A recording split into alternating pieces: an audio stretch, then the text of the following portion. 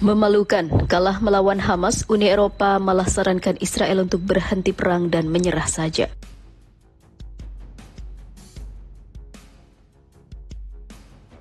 In those shelters, there's one unit shower for every 700 Palestinians. There is one toilet for 160 Palestinians. The food, the medicine that has been allowed into Gaza since October 21st.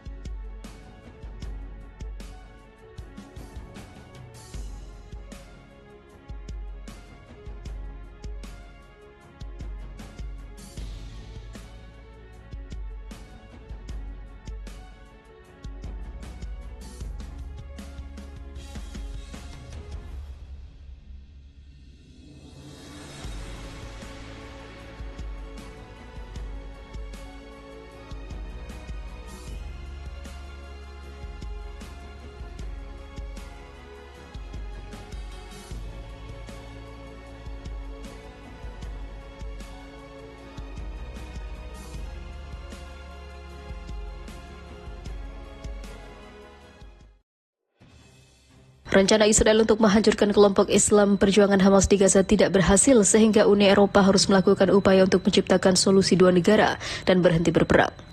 Uni Eropa sangat paham meskipun usulan tersebut mendapatkan perlawanan dari Israel.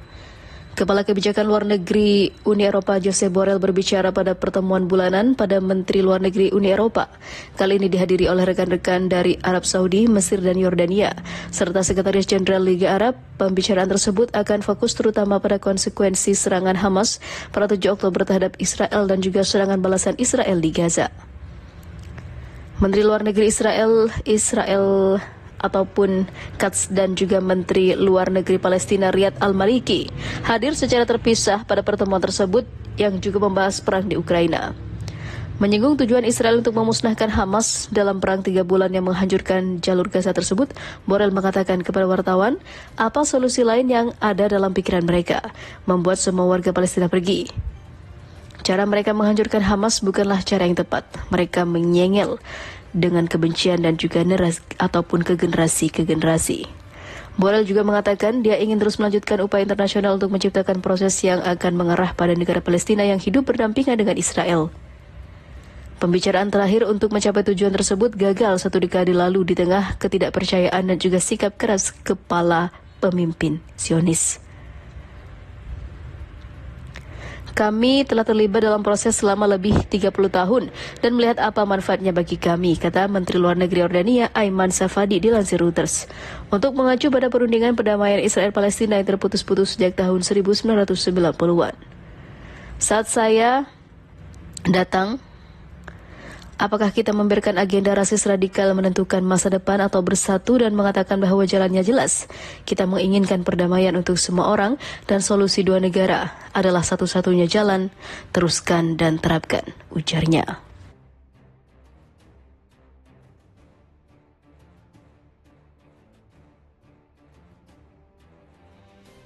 Uni Eropa mulai geram ke Israel hingga laporkan kejahatan perang petinggi Zionis ke ICC. Hubungan Barat dan Zionis goyang.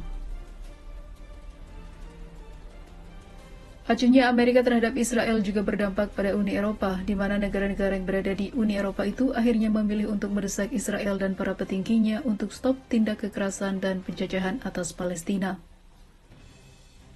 Sementara itu, beberapa pejabat Eropa yang mendukung Palestina melaporkan tindak kejahatan perang Israel pada warga Palestina yang telah menerima banyak serangan termasuk banyaknya sipil yang dihabisi setiap harinya.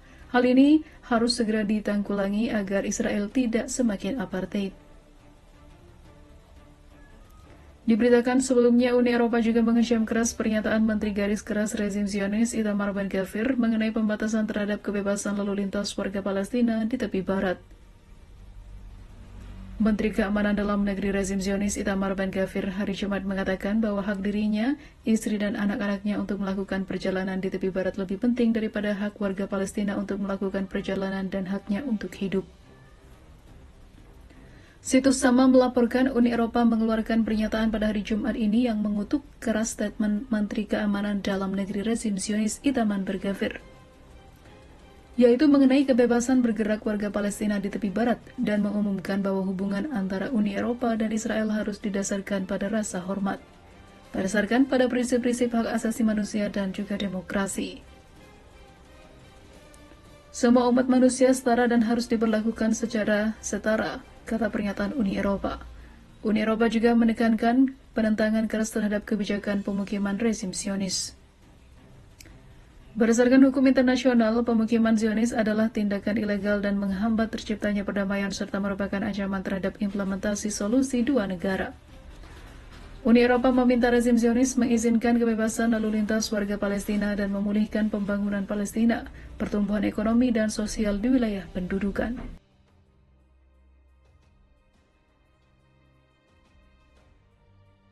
Merinding, Hizbullah hingga Irak hukum berat pembakar Al-Quran yang tertangkap. Operasi penangkapan penista agama di Denmark dan Swedia memanas.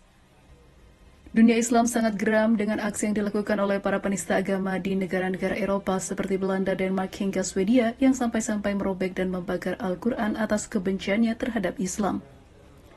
Hal itu membuat Sekjen Hizbullah hingga para petinggi Irak turun gunung untuk menangkap dan menghabisi para ekstremis yang sudah menyakiti dan menghina kitab suci umat Islam itu.